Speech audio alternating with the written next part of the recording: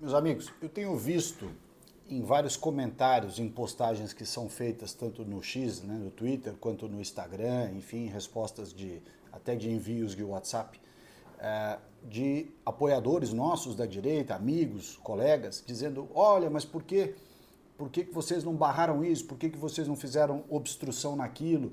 Né? E disseram que ia ter obstrução e tal. Então, eu estou tentando explicar de maneira difusa, mas eu acho que agora cabe uma explicação geral, né, para que todos entendam a capacidade, ou na verdade a incapacidade da oposição em fazer obstrução e segurar certas pautas ou certas votações aqui na Câmara dos Deputados. Veja só, em maio de 2021, portanto ainda no governo do presidente Bolsonaro, o presidente Arthur Lira promoveu uma série de alterações no regimento interno da Câmara dos Deputados, que é a norma que dá justamente os parâmetros para o exercício da atividade parlamentar. Então, em maio de 2021, uma série de alterações no regimento interno e nas regras da Câmara foram aprovadas. E com esta aprovação de maio de 21, dali por diante, várias matérias ou vários procedimentos de obstrução que eram feitos no passado até então, não puderam mais ser feitos. Isso vale até hoje.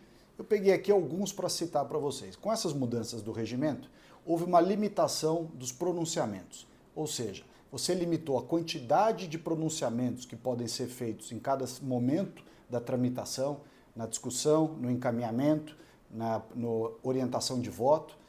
E essa limitação de pronunciamento também diz respeito ao tempo que cada parlamentar pode usar. Ou seja, nós estamos falando da quantidade de pessoas que podem falar sobre aquele assunto, da quantidade de vezes que a mesma pessoa pode falar sobre aquele assunto e do tempo que ela pode falar sobre aquele assunto. A alteração do regimento de 2021 limitou tudo isso. Então a obstrução, dentre outras formas, era feita dessa maneira. Se punha todo mundo para falar, pedia tempo, pedia palavra, voltava, etc., ia obstruindo a pauta. Hoje, com essas alterações regimentais de maio de 21, isso já não é mais possível. Outro ponto importante, a redução do pedido de adiamento. Como você fazia obstrução até então? Continua tendo pedido de adiamento, mas como se fazia antes? Vários requerimentos de adiamento de discussão. Então você tinha que votar, e aí cada um tinha que falar do seu requerimento e outra parte tinha que apartear o requerimento de adiamento de uma discussão. Você, em vez de pôr para votar a matéria, você votava se queria adiar ou não aquela matéria. Entravam inúmeros requerimentos de adiamento. O que a alteração regimental da Câmara fez? Limitou a quantidade de pedido de adiamentos que podem ser apreciados por matéria e, como eu já disse, também quantas pessoas falam e por quanto tempo falam a respeito do pedido de adiamento de votação. Outra questão importante foi a mudança no regimento e na forma da votação. A Câmara pode adotar regimes mais céleres, ágeis, votação por bloco. Então você pega vários assuntos que são conexos e põe para votar em bloco, ou ao contrário, vota em separado. Para não esperar uma votação de muitos assuntos, você separa um tema e põe para votar, inclusive com o pedido do chamado requerimento de urgência. Você consegue que alguns deputados façam subscrição do requerimento de urgência e tragam a matéria a plenário. E aí, uma vez que você aprovou a urgência, o mérito vem. E aí, o mesmo rolo compressor acaba fazendo com que vote o mérito da mesma forma.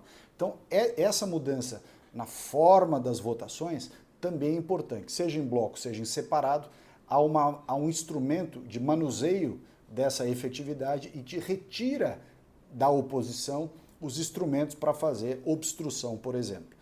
Outra questão importante, definição de prazos.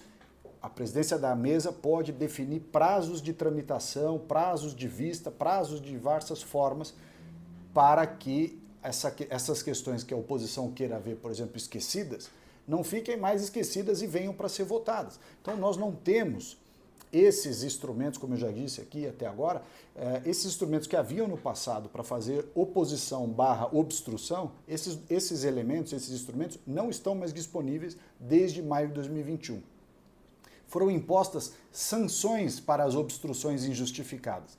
Então, quando você vê que um deputado ou um grupo começam a pedir muita palavra, interromper e tudo, há previsão regimental agora, desde maio de 21, para imposição de sanções, que é justamente para acuar quem utiliza esses expedientes. Esses expedientes fizeram parte da Câmara dos Deputados desde sempre, mas em maio de 21 eles foram suprimidos.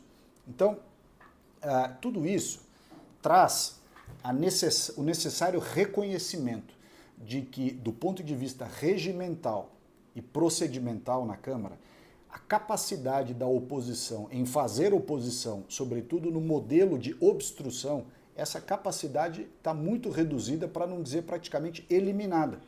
E nós só temos votos garantidos da oposição, garantidos na maioria dos casos, de cerca de 120 parlamentares em 513.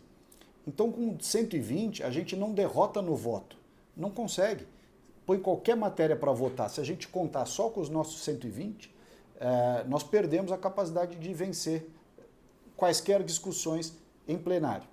Portanto, quando alguém diz que estamos em obstrução, vamos fazer obstrução, é uma obstrução muito mais moral, né, para você se contrapor moralmente, né, ideologicamente, filosoficamente, politicamente contra um determinado assunto. Mas não é uma obstrução regimental, procedimental, como havia no passado. Porque, de fato, o que havia no passado, você travava mesmo a discussão de um assunto na Câmara e ficava dias a fios ou semanas a fio sem votar nada ou sem esse assunto avançar. Hoje, isto não é mais possível. Não é possível.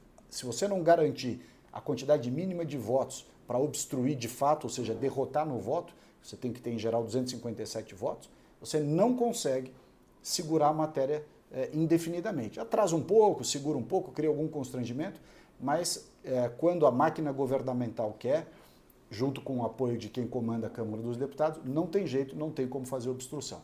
Então, prestem atenção nisso. Quando disserem estamos em obstrução, lembrem que é muito mais uma questão retórica, política e de posicionamento do que uma efetiva medida procedimental e regimental que nos permita, de fato, obstruir as sessões da Câmara dos Deputados. Um abraço.